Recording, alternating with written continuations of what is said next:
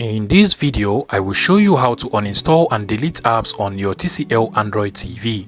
Now over here is my TCL 32-inch Android TV, and to delete any app on this particular TV, what you want to do is to just go over to the settings at the top right corner of your TCL Smart TV. So scroll over until you get to this settings icon over here. Go ahead and click on it, and then just scroll down until where you have apps over here. Click on it as well.